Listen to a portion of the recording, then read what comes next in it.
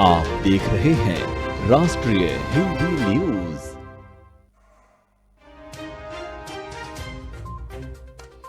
प्रधानमंत्री की सुरक्षा में चूक, पीएम की रैली में उड़ता नजर आया ड्रोन, पुलिस ने एक को हिरासत में लिया।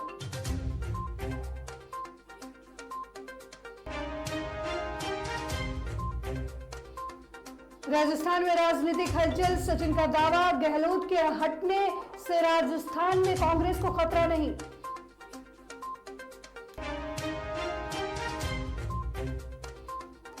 श्रद्धा हत्याकांड पर सियासत जारी, अब असम सीएम हेमंत बिस्वा ने बताया इसे लव जिहाद।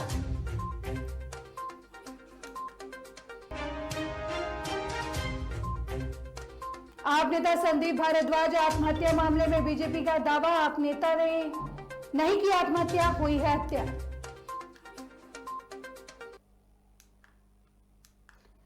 नमस्कार, राष्ट्रीय हिंदी न्यूज देख रहे हैं आप और मैं आपके साथ अलका सिंह।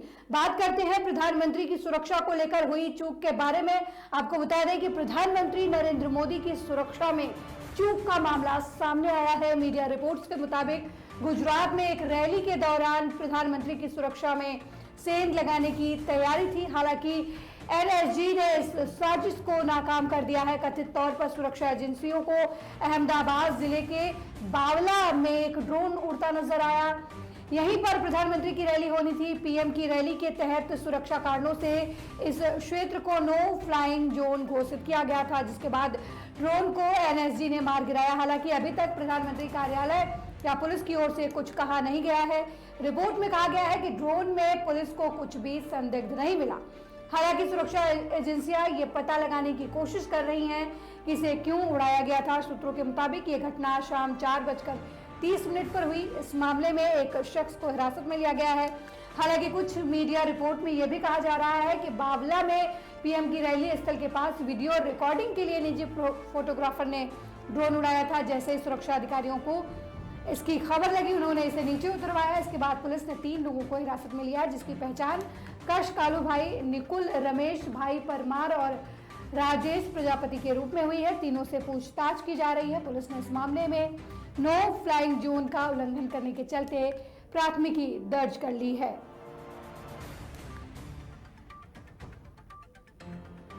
एक तरफ कांग्रेस पार्टी भारत जोड़ो यात्रा के जरिए अपना खोया हुआ वजूद वापस पाने की कोशिश कर रही है, वहीं दूसरी तरफ राजस्थान में कांग्रेस नेताओं के बीच जुबानी जंग चल रही है। अशोक गहलोत जहां सचिन पायलट को सरकार को कमजोर करने का आरोप लगा रहे हैं, तो वहीं दूसरी तरफ सचिन पायलट ने कहा कि पता नहीं अशोक गहलोत इस समय किसकी बात सुन रहे हैं। इतना ही नहीं, सचिन पायलट ने आला कमान से मिलकर अशोक गहलोत के दावे को खारिज किया। उन्होंने कहा कि गहलोत के पास विधायकों का समर्थन नहीं है। ऐसे हालात में वो माहौल बनाए रखने का प्रयास कर रहे हैं। पायलट ने आला कमान से विधायकों की गुप्त राय लेने का आग्रह किया। उन्होंने कहा कि यदि ऐसा होता है तो गहलोत पल भर भी नहीं टिक पाएंगे, इसलिए वो लगातार उनके खिलाफ बयानबाजी कर रहे हैं। पायलट ने कहा कि यदि गुप्त राय में गहलोत को ज्यादा विधायकों का समर्थन मिलता है तो वो उनके नेतृत्व में चुनाव में जा सकते हैं। सचिन पायलट की आला कमान से इस मुलाकात के बाद राजस्थान में राजनीतिक संकट और गहराने की उम्मीद है। आशंका है कि इससे दोनों गुटों के बीच टकराव और बढ़ेगा।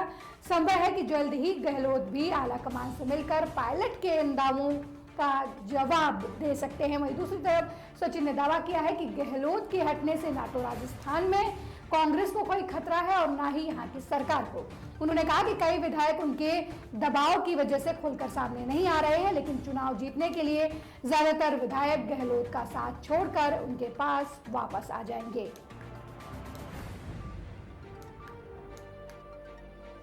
वहीं श्रद्धा वालकर हत्याकांड गुनाह की दुनिया का एक ऐसा मामला बनता जा रहा है जिसकी गूंज अब राजनीतिक गलियारों में भी सुनाई देने लगी है। साध्वी प्रज्ञा के बाद अब असम के मुख्यमंत्री हेमंत बिस्वा शर्मा का बयान सामने आया है, जिसमें सीएम हेमंत बिस्वा शर्मा ने दावा किया है कि श्रद्धा वालकर हत्याकांड में लव जिहाद की मंशा हो सकती है। मुख्यमंत्री ने कहा कि सड़क और बिजली के अलावा बेटियों की सुरक्षा भी चुनावी मुद्दा होना चाहिए। उन्होंने कहा कि श्रद्धा वालकर हत्याकांड में लव जिहाद की आशंका हो सकती है। लव जिहाद को रोकने के लिए कड़े कानून बनाने की मांग किए जाने को लेकर किए गए एक सवाल में शर्मा ने कहा कि यह मामला महिलाओं की सुरक्षा से जुड़ा हुआ है और इसमें लव जिहाद का भी एक एंगल हो सकता है। असम के मुख्यमंत्री शर्मा ने कहा कि आफ्ताब श्रद्धा वालकर की शादी करने को लेकर उन्हें दिल्ली लेकर आया था, फिर उसने श्रद्धा के शव को 35 टुकड़ों में काटा और उसे फ्रिज में रखा, फिर उसी कमरे में दूसरी लड़की को लेकर आया। जाहिर तौर पर इस मामले में लव जिहाद का एंगल हो सकता है। दिल्ली में हुई इस हत्याकांड मामले में कथित तौर पर यह आरोप है कि आफ्ताब अमीन पूनावाला ने वालकर का गला घोंटकर हत्या किया, फिर उसके बाद उसके शव के 35 टुकड़े कर दिए, जिससे उसने दक्षिणी दिल्ली के महरौली में अपने आवास पर लगभग 3 सप्ताह तक 3 लीटर के फ्रिज में रखा और फिर आधी रात को शहर भर में फेंक दिया।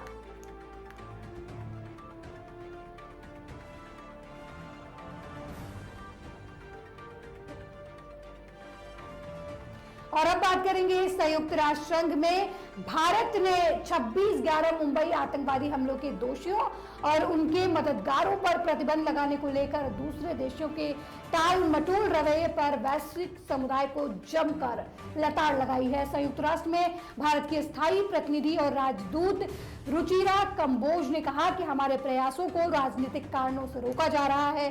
भारत ने कहा कि कुछ राजनीतिक कारणों से मुंबई पर हमले के दोषियों और मददगारों पर प्रतिबंध नहीं लग रहा है।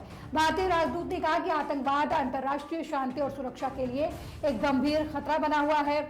ISIS और अलकायदा से जुड़े और इन आतंकी संगठनों से प्रेरित समूह विशेष रूप से एशिया और अफ्रीका में अपने मंसूबों को अंजाम देते हुए लोगों और सुरक्षा बलों को निशाना बना रहे हैं। उन्होंने कहा कि हमें ये नहीं भूलना चाहिए कि नवंबर 2008 में 10 आतंकवादी समुद्री रास्ते के जरिए पाकिस्तान से मुंबई शहर में दाखिल हुए। ये 4 दिन तक शहर में तबाही मचाते रहे। 26 विदेशी नागरिकों सहित 166 लोगों की हत्या कर दी गई, लेकिन इन आतंकी हमलों के साजिशकर्ताओं और मददगारों पर प्रतिबंध लगाने के हमारे प्रयासों को राजनीतिक कारणों से रोका जा रहा है, जिससे वो लोग आज भी आजाद घूम रहे हैं और आगे भी सीमा पार से हमले करने का मंसूबा तैयार कर रहे हैं।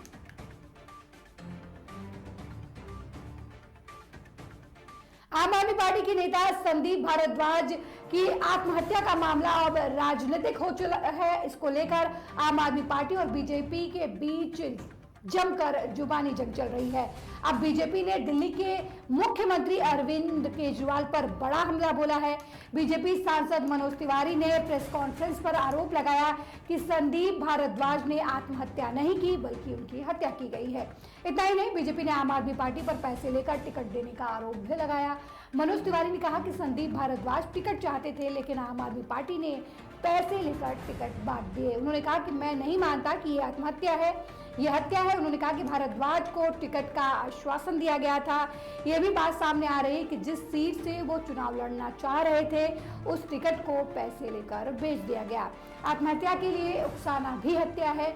आप मुखिया और शीर्ष नेतृत्व ने पाप किया है। डिप्टी सीएम मनीष सिसोदिया के उन आरोपों का भी मनोज तिवारी ने खंडन किया, जिसमें उन्होंने अरविंद केजरीवाल की जान को खतरा बताया। मनोज तिवारी ने कहा कि यह पुराना ट्वीट 2019 में भी एक ऐसा ही ट्वीट किया गया था। हर साल वे ऐसा ट्वीट करते हैं और हम तो अरविंद केजरीवाल की सुरक्षा चाहते हैं। जैसी बातें हमारे दिल्ली में आई हैं,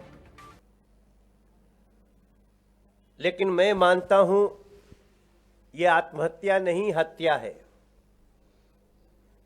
कल हालांकि वो आम आदमी पार्टी के कार्यकर्ता है, वो टिकट के दावेदार थे और ऐसा समाचार में आया कि उन्होंने आत्महत्या कर ली। मगर जिस प्रकार की सारे प्रमाण, बातें, साक्ष्य सामने आ रहे हैं, ये कहीं से आत्महत्या नहीं लगती है। वहीं जब भी देश में किसी हिस्से में चुनाव होता है तो राजनीतिक पार्टियां अपने आप में विरोध करने के लिए जुबानी जंग छेड़ देती हैं। एक तरफ जहां गुजरात में विधानसभा चुनाव है, वहीं दूसरी तरफ दिल्ली में एमसीडी चुनाव है, जिसको लेकर सभी राजनीतिक पार्टियां अलग अलग दावे कर रही हैं, एक दूसरे पर आरोप भी मढ़ रही हैं। खास बात है कि बीजेपी और आम आदमी पार्टी के बीच आरोप प्रत्यारोप का दौर हर रोज एक नया मोड़ ले लेता है। एक तरफ जहां बीजेपी नेता आम आदमी पार्टी पर पैसे लेकर टिकट बेचने का आरोप लगा रहे हैं, वहीं दूसरी तरफ आम आदमी पार्टी की तरफ से भी बीजेपी पर हमलों का दौर बदस्तूर जारी है। अब आम आदमी पार्टी ने आरोप लगाया है कि गुजरात और एमसीडी में हार का एहसास होने पर बीजेपी सीएम अरविंद केजरीवाल की हत्या कराना चाहती है। आपका कहना है कि बीजेपी दिल्ली के पूर्व अध्यक्ष और सांसद मनोज तिवारी ने सीएम अरविंद केजरीवाल की हत्या करने के सार्वजनिक तौर पर घोषणा की। गुजरात और एमसीडी दोनों जगह आम आदमी पार्टी के राष्ट्रीय संयोजक और दिल्ली के सीएम अरविंद केजरीवाल को जनता से मिल रहे अपार समर्थन से भाजपा बुरी तरीके से बौखला गई है। उप मुख्यमंत्री मनीष सिसोदिया ने ट्वीट कर कहा कि गुजरात और एमसीडी चुनाव में हार के डर से बौखलाई बीजेपी अरविंद केजरीवाल की हत्या की साजिश रच रही है। इनके भाजपा के सांसद मनोज तिवारी खुलेआम अपने गुंडों को अरविंद जी पर हमला करने के लिए कह रहे हैं और पूरी प्लानिंग कर ली है। आप इनकी टुच्ची राजनीति से नहीं डरती, इनकी गुंडागर्दी का जवाब अब जनता देगी। वहीं दिल्ली के चांदनी चौक में इलेक्ट्रॉनिक के सामान का थोक बाजार भागीरथ पैलेस में गुरुवार की रात लगी भीषण आग पर अभी तक काबू नहीं पाया गया है। पूरी रात इसी तरह धधकती रही आग और आग पर शुक्रवार सुबह तक भी काबू नहीं पाया जा सका। आपको बता दें कि बीती रात 9:19 पर फायर ब्रिगेड की आग लगने की सूचना उनकी टीम को मिली थी, जिसके बाद शुरुआत में 18 फायर टेंडर भेजे गए थे, लेकिन आज जब स्थिति कंट्रोल में नहीं आई तो मौके पर 40 दमकल की गाड़ियां भेजी गई। अधिकारी ने बताया कि आग पर काबू पाने का प्रयास किया जा रहा है। दिल्ली दमकल सेवा के निदेशक अतुल गर्ग के मुताबिक अभी तक किसी के हताहत होने की सूचना नहीं है। वहीं इस घटना पर पूर्व स्वास्थ्य मंत्री डॉक्टर हर्षवर्धन ने कहा कि आग बुझाने के लिए प्रयास किया जा रहा है। दमकल अधिकारी और पुलिस मौके पर हैं। आग पर अब तक काबू नहीं पाया जा सका है। 2 मंजिले क्षतिग्रस्त हो गए हैं। किसी के हताहत होने की सूचना नहीं है। आग लगने के कारणों का अभी तक पता नहीं चल पाया है।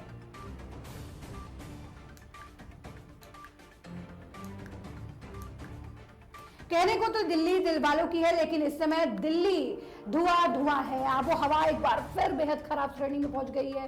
इस दम घोटू फिजा में लोगों का जीना मुहाल कर दिया है। राजधानी एक बार फिर स्मॉग की सफेद चादर से लिपटी नजर आ रही है। एनसीआर की बात करें तो नोएडा में धुंध का असर कुछ ज्यादा ही दिखाई दे रहा है। कई इलाकों में अंधेरा अपेक्षाकृत कुछ ज्यादा देखा गया। मौसम विभाग ने दिल्ली एनसीआर में अभी ऐसे ही हालात बने रहने की बात कर रहा है। वहीं केंद्रीय प्रदूषण नियंत्रण बोर्ड के अनुसार दिल्ली एनसीआर के इलाके में वायु गुणवत्ता का स्तर कुछ इस प्रकार रहा। आनंद विहार में AQI 300 के पार, जबकि 326 का रिकॉर्ड दर्ज किया गया। नोएडा में AQI 282 और गाजियाबाद में AQI 221 रिकॉर्ड किया गया। इसके साथ ही ग्रेटर नोएडा में 215, फरीदाबाद में 284 और गुरुग्राम में 329 AQI दर्ज किया गया। आपको बता दें कि दिल्ली और आसपास के इलाकों में पिछले 3 दिनों से हवा का लेवल बेहद खराब है। इससे पहले बुधवार को AQI लेवल 213 दर्ज किया गया था। IITM पुणे की रिपोर्ट में बताया गया है कि शुक्रवार को दिल्ली के AQI लेवल में वृद्धि देखने को मिल सकती है, जबकि 26 और 27 नवंबर को राहत मिल सकती है।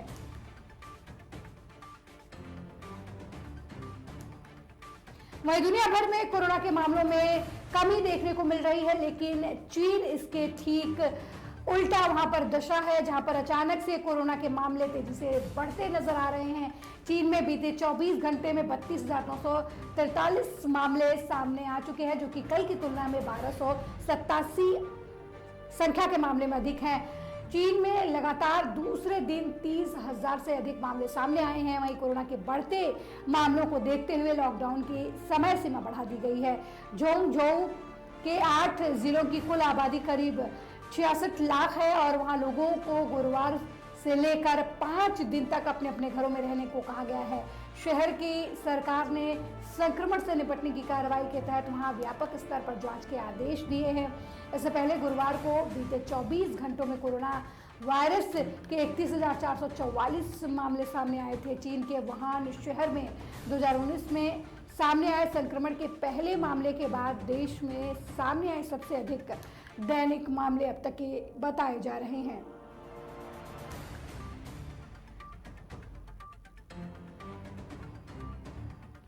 वहीं सेल्सियन सिस्टर ऑफ डन बस्को की हाजिरी में महाशताब्दी वर्ष को ध्यान में रखते हुए नॉर्थ ईस्ट में अलग अलग कार्यक्रम आयोजित किए जा रहे हैं। इसी क्रम में असम डिब्रूगढ़ के अंतर्राष्ट्रीय ख्याति प्राप्त विद्यालय Little Flower Higher Secondary School में इस खास अवसर को सहयोगी कर्मी वृंद के साथ भावपूर्वक मनाया गया। विद्यालय प्रबंधन बोर्ड ने इस ऐतिहासिक क्षण को उन कर्मियों के साथ मनाया जो रोजाना स्कूल में आकर स्कूल परिसर की साफ सफाई करते हैं। स्कूल की तरफ से इन कर्मी वृंद को फुलाम गामोसा पहनाकर सम्मानित किया गया और तरह तरह के उपहार भी भेंट किए गए। इस मौके पर खेल के साथ साथ किसकी किस्मत में क्या है ये तहत आपको बता दें कि किसकी किस्मत में क्या है के तहत रोचक तोहफे वाले सीलबंद संदूक भी रखे गए थे।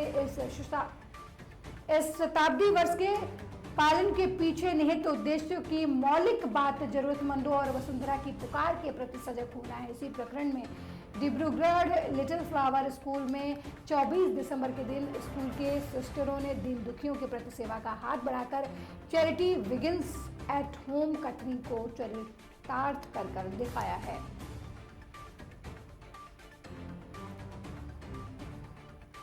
इस बुलेटिन में मेरे साथ फिलहाल इतना ही। देश दुनिया की तमाम खबरों को देखने के लिए देखते रहिए राष्ट्रीय हिंदी न्यूज चैनल। नमस्कार।